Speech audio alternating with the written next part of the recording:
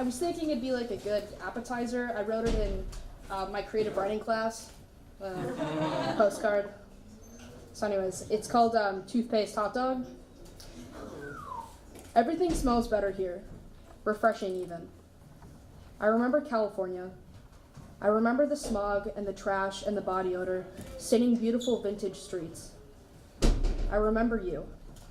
Bush hair, shaggy and overgrown, Converse sneakers and leather jacket, an ode to Kerouac's Vagabond. Great American treasure. And yet your breath, the stench of your soul bubbling from the depths of a pit stomach. It reeked. My roommate, blind as an unlit room, drizzled her toothpaste like ketchup on last night's dinner.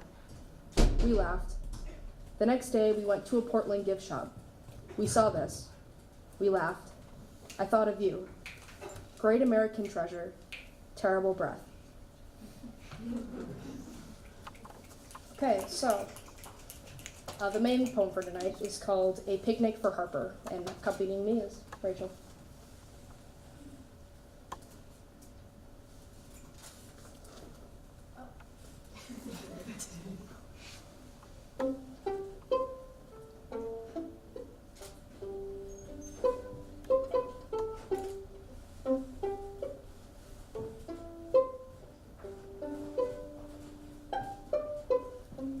We're at the hill with the long grass and the dandelions. I spread the towel under Grandpa Oak, and I lay your knees in my lap. Your tongue wiggles around spoonfuls of mushed peas and applesauce. You are no bigger than my 2 palms. You are not grown nor understand the concept of growth. But even in this soft state of existence, there are things I want you to know, things I want to tell you about life. Harper, when I was a kid, I wanted to be a movie star. So far from the status quo, I was practically solar systems away from Earth.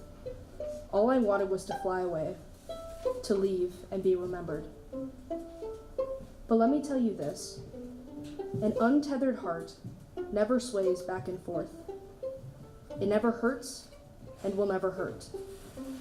But with no root, how will you bear fruit in the unbridled freedom? While you're young, you'll discover and feel so much on the ground. Harper, I get chills at the thought of you learning music by banging a spoon and pot on the kitchen floor.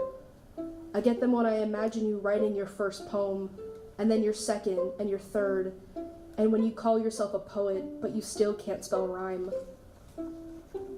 I get them when I imagine the first time you brush your teeth, the first time you get on a school bus, the first time you tell me you want to be an astronaut, and the first time you tell me you need space. Harper, one day you will be grown and understand the concept of growth. You will tug at the chords of your heart.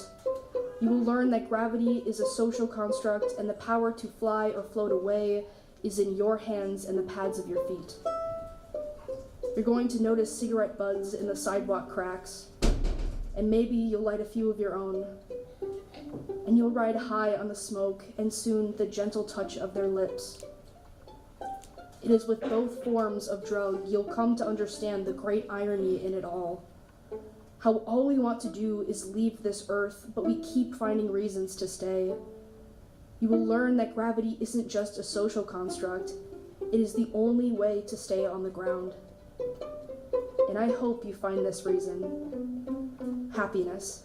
The sweet pulped apple that dribbles on your chin, the fluttering of pleasure as it drips down your throat. Promise me you will never let that go. It is worth everything to taste that feeling. So be the poet. Be the astronaut. Be the smoker and the lover and the sinner and the dreamer. But keep your heart tethered to something. And know that I will always be here amongst the long grass and the dandelions. And you will always be the reason I stay.